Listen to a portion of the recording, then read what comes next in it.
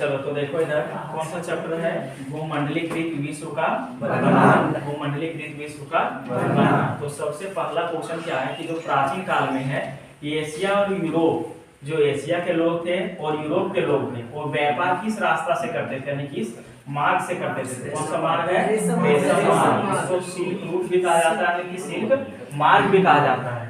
तो प्राचीन काल में यानी कि पुराने समय में एशिया और यूरोप के जो व्यापारी थे, व्यापार जिस रास्ता से क्या करते थे उस रास्ता को क्या कहा जाता था, रेशम मार्ग या तो सिल्क रूट कहा जाता था, सिल्क मार्ग कहा जाता था।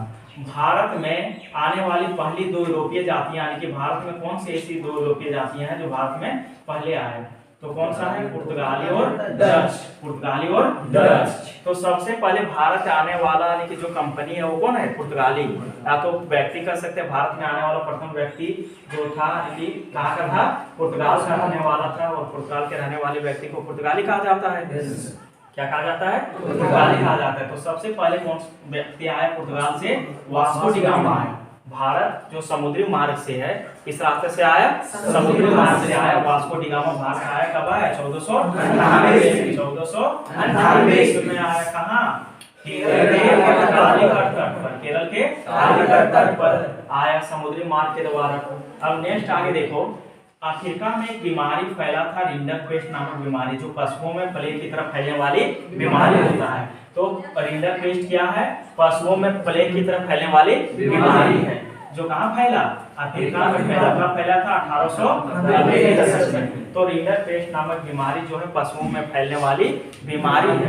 कौन सी बीमारी है, पशुओं में फैलने वाली बीमारी, जो कब कहाँ फैला था, अफ्रीका में फैला था। कब फैला था, 1890 के दशक में फैला था, जिसके कारण क्या हुआ था, अफ्रीका का 90% जो है मवेशी क्या हो गया, नष्ट हो गया, मारा गया। जिसके कारण इस बीमारी से अफ्रीका का 90% मवेशी क्या हो गया, मारा गया। और अफ्रीका का जो है मुख्य जीविका का साधन, अफ्रीका का मुख्य जीविका का साधन क्या था, मवेशी ही था। और जब मवेशी नष्ट हो गया तो सबको अपने जीवन यापन के लिए भी मजबूर होना पड़ा, नहीं, और जिसके कारण वो सब को अपने बनने यानी कि गुलाम बनने के लिए मजबूर किया गया लोगों के द्वारा। तो अगला है यूरोपीय लोगों के कारण अमेरिका में फैली जो बीमारी है वो कौन सा है, चेचक फैला अमेरिका में, किसके द्वारा, यूरोपीय लोगों के द्वारा। यूरोपीय लोग जब अमेरिका में गए तो अमेरिका में कौन सा बीमारी फैल गया, चेचक। और ये हथियार से भी ज्यादा हानि की कारगर सिद्ध हुआ यूरोपीय लोगों को अमेरिका में क्या करना, कब्जा करने के लिए, यानी अमेरिका के लोगों को गुलाम बनाने के लिए हथियार से ज्यादा कारगर साबित कौन हुआ, चेचक साबित हुआ।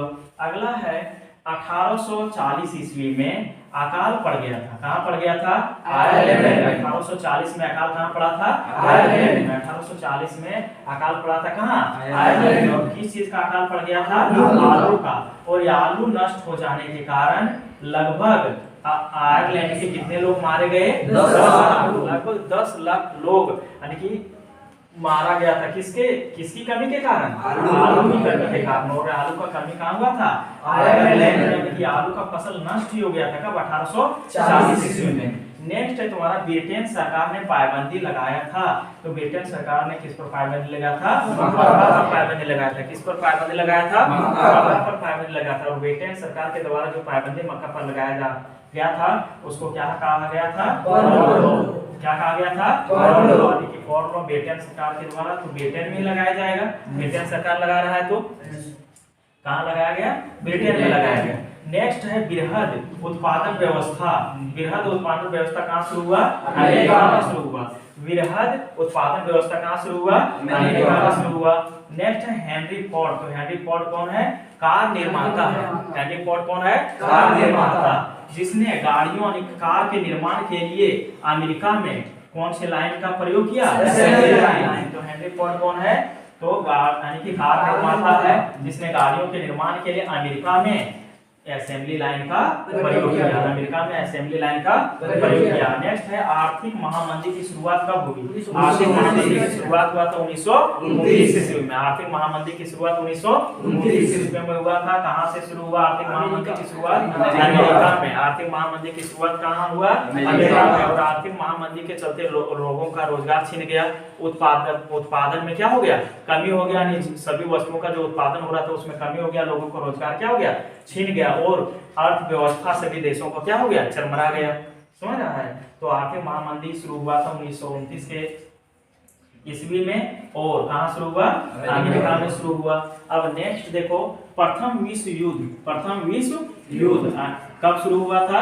1914 में। और अंत कब हुआ? 1918 में। यानी प्रथम विश्व युद्ध चला कब से कब तक? 1914 से 1918 के बीच। 1914 से 1918 के बीच कितने वर्षों तक चला ये? 4 वर्षों तक। प्रथम विश्व युद्ध कितने वर्षों तक चला? 4 वर्षों तक। 1914 से 1918 तक। द्वितीय विश्व युद्ध कब शुरू हुआ? 1939 में। और अंत कब हुआ? 1945 में। तो दूसरा विश्व युद्ध जो है शुरू हुआ 1939 में और अंत कब हुआ? 1945 ईस्वी में। तो द्वितीय विश्व युद्ध कब से कब तक चला? 1940 से 1945 तक चला। कितने वर्षों तक? 6 वर्षों तक। कितने वर्षों तक? 6 वर्षों तक यह युद्ध चला। अब विश्व युद्ध के समय पूरा विश्व कितने ग्रुप में बट गया था? 2 ग्रुप में। विश्व युद्ध के समय पूरा विश्व कितने ग्रुप में बट गया था? 2 ग्रुप में बट गया था। कौन सा? धुरी राष्ट्र और मित्र राष्ट्र। धुरी राष्ट्र और मित्र राष्ट्र। दूसरा विश्व युद्ध और प्रथम विश्व युद्ध दोनों के समय पूरा विश्व 2 ग्रुप में बट गया था, धुरी राष्ट्र और मित्र राष्ट्र। धुरी राष्ट्र में कौन कौन से देश शामिल थे? Japan, Germany, Austria, Hungary, Italy. Japan, Germany, Austria, Hungary, Italy. और मित्र राष्ट्र में कौन कौन से देश शामिल थे? ब्रिटेन, फ्रांस, रूस और अमेरिका भी शामिल हुआ था। तो मित्र राष्ट्र में ब्रिटेन, फ्रांस, रूस और अमेरिका। ब्रिटेन, फ्रांस, रूस और अमेरिका। मित्र राष्ट्र में और धुरी राष्ट्र में जापान, जर्मनी, ऑस्ट्रिया, हंगरी और इटली। अब ये देखो 1944 ईस्वी में अमेरिका का एक शहर है न्यू हैम्पशायर में ब्रेटन वुड्स में 1944 ईस्वी में एक समझौता हुआ। 1944 ईस्वी में क्या हुआ? एक समझौता हुआ जिसमें विश्व में आर्थिक स्थिरता तथा रोजगार को बनाए रखने पर क्या हुआ?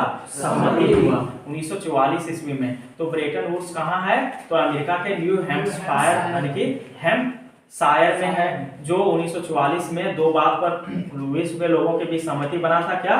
विश्व में आर्थिक स्थिरता और रोजगार को बनाए रखने पर सहमति हुआ था। अब ब्रेटन वुड्स जो है, ब्रेटन वुड्स के तहत 2 संस्थाओं का स्थापना किया गया। ब्रेटन वुड्स के तहत कितने संस्थाओं का स्थापना किया गया? 2 संस्थाओं का स्थापना किया गया। विश्व बैंक और अंतरराष्ट्रीय मुद्रा कोष। विश्व बैंक और अंतरराष्ट्रीय मुद्रा कोष। विश्व बैंक का मतलब वर्ल्ड बैंक और अंतरराष्ट्रीय मुद्रा कोष means IMF, international monetary fund. International monetary fund, अंतरराष्ट्रीय मुद्रा कोष और विश्व बैंक का स्थापना किया गया। किसके तहत? ब्रेटन वुड्स समझौता के तहत। कब? 1944 में। इसीलिए विश्व बैंक और अंतरराष्ट्रीय मुद्रा कोष को कहा जाता है ब्रेटन वुड्स की जुड़वा संविधान। तो ब्रेटन वुड्स की जुड़वा संविधान की संज्ञा किसे दिया गया? विश्व बैंक और अंतरराष्ट्रीय मुद्रा कोष को। अब देखो ब्रेटन वुड्स में ब्रेटन वुड्स जो सम्मेलन हुआ था उससे सबसे ज्यादा अधिक लाभ किसको हुआ?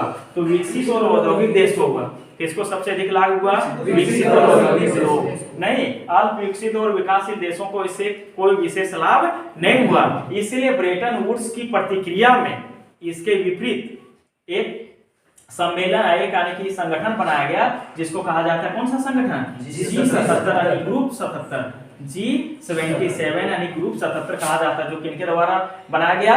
अल्प विकसित और विकासशील देशों के द्वारा बनाया गया। क्यों बनाया गया? क्योंकि ब्रेटन वुड्स समझौता से अधिक लाभ किसको हुआ? विकसित औद्योगिक देशों को हुआ।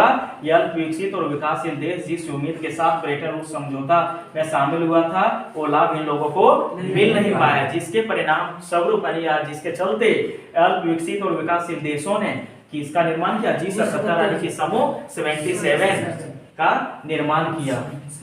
नेक्स्ट है तुम्हारा होसे मेला का आयोजन कहाँ किया जाता था? त्रिनिदाद में। होसे मेला का आयोजन कहाँ किया जाता था? त्रिनिदाद में। होसे मेला का आयोजन होता था त्रिनिदाद। एक मेला है जिसका नाम है होसे, कहाँ किया जाता था? त्रिनिदाद में। कहाँ किया जाता था? त्रिनिदाद। नेक्स्ट क्या है? धन निकासी का सिद्धांत किसने दिया? तो धन निकासी का जो सिद्धांत दिया दादा भाई नौरोजी ने। और इसने बताया कि कैसे अंग्रेज भारत की संपत्ति को लूट कर यहाँ से अपने देश ले जा रहा है, अपने देश को विकास कर रहा है और भारत को खोखला करते जा रहा है। नहीं, तो धन निकासी का सिद्धांत दिया था दादा भाई नौरोजी ने। और दादा भाई नौरोजी को कहा जाता है grand old man of India. दादा भाई नौरोजी को क्या कहा जाता है? Grand old man of India कहा जाता है। दादा भाई नौरोजी को grand old man of India कहा जाता है।